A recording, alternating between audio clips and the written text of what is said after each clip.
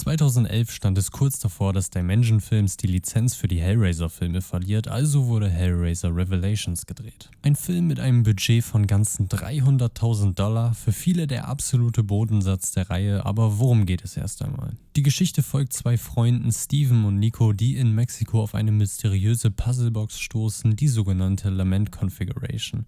Nachdem sie die Box öffnen, geraten sie in Kontakt mit den Zenobiten, angeführt von Pinhead, und verschwinden spurlos. Ein Jahr später taucht Steven blutverschmiert wieder bei seiner Familie auf und während diese versucht herauszufinden, was genau passiert ist, wird klar, dass etwas Grauenvolles mit ihm zurückgekehrt ist. Und Clive Barker, der Autor hinter The Hellbound Heart, dem Buch auf dem Hellraiser basiert, hatte damals getweetet, dass er nichts mit diesem Film zu tun hat und der Film auch nicht seine Vision der Geschichte widerspiegelt, was zugegebenermaßen aber relativ weird ist, weil die Teile 5 bis 9 eigentlich noch viel weniger mit der eigentlichen Hellraiser-Lore zu tun hatten, denn was ein ziemlicher Pluspunkt dieses Films hier in meinen Augen ist seine Story, denn sie gehen hier wieder mehr back to the roots mit der gesamten Hellraiser-Lore. So zum Beispiel gibt es hier auch einen Charakter, der versucht, sich durch das Blut von Leichen wieder zu einem normalen Mensch zu bilden, ganz wie in Teil 1. Und so muss ich sagen, dass mir viele Versatzstücke aus der Story hier doch wirklich gut gefallen haben, womit ich offenerweise nicht gerechnet habe.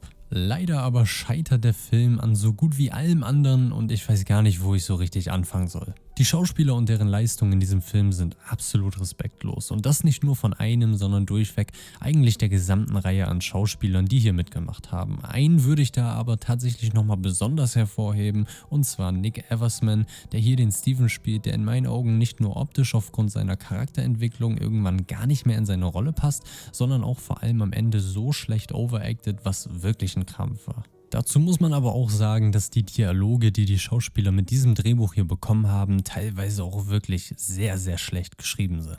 Und wenn wir gerade bei den Schauspielern sind, schwenke ich mal direkt um auf Pinhead, der zum ersten Mal von jemand anderem verkörpert wird. Seit Teil 1 war es eigentlich der absolut legendäre Doug Bradley, der in die Rolle des Pinheads geschlüpft ist und nun haben wir hier Stephen Smith Collins. Und der tut mir offen gesagt schon etwas leid, weil das, was sie mit ihm hier gemacht haben, ist einfach bodenlos. Zuerst einmal sieht er straight up aus wie ein Pinhead aus irgendeiner Scary Movie Parodie und was sie mit seiner Stimme gemacht haben, ist fast schon unverzeihbar. Diese ist nämlich in der deutschen Synchronisierung einfach nur eine normale Stimme ohne jeglichen Pitch und ich dachte mir erst, dass das vielleicht nur in der deutschen Synchro so ist, aber im O-Ton ist das Ganze nicht anders. Es wirkt fast so, als hätten die Macher nicht einen der vorherigen Teile auch nur jemals gesehen. Ich meine, alles, was es gebraucht hätte, wäre irgendwie sowas hier in der Art. Neben Pinhead gibt es dann noch zwei weitere Zenobiten hier, von dem einer der Chatterer ist und der zweite einfach eine Art Pseudo-Pinhead, der einfach genau so aussieht wie der normale. Hätte man sich hier nicht wenigstens noch irgendwas Cooles überlegen können? Also was das angeht, bekommt man hier leider auch keine Schauwerte, wobei man aber noch sagen muss, dass die Splatter- und Gore-Effekte hier tatsächlich überzeugen können. Wahrscheinlich ist der Großteil der $300.000 da reingeflossen, denn auch die gesamte Cinematografie und der Look sehen einfach absolut billig aus. Ich hatte während des gesamten Films das Gefühl, dass ich hier gerade einen Hellraiser-Fanfilm gucke. Erstmal habe ich bei manchen Kamerafahrten fast Kopfschmerzen bekommen und auch die Sets sind teilweise nicht nur völlig schlecht ausgeleuchtet, sondern sehen allgemein wirklich billig aus. Gerade eine Szene in so einer Art Gasse ist mir da ziemlich stark im Kopf geblieben. Und irgendwann angekommen im Finale, welches ziemlich belanglos ist, fand ich, war der Film auf einmal abrupt vorbei. Der Film geht glücklicherweise nur 75 Minuten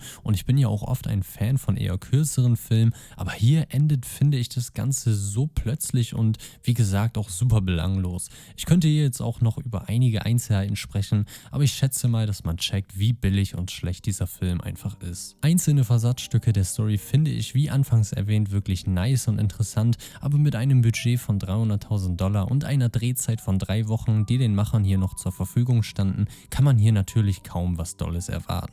Den Film auf so einem Niveau zu drehen, um die Rechte an Hellraiser zu behalten, war und ist absolut nicht der richtige und respektvolle Ansatz, den so eine Reihe wie Hellraiser wirklich verdient hätte und somit hätte man sich das Debakel hier doch ziemlich sparen können.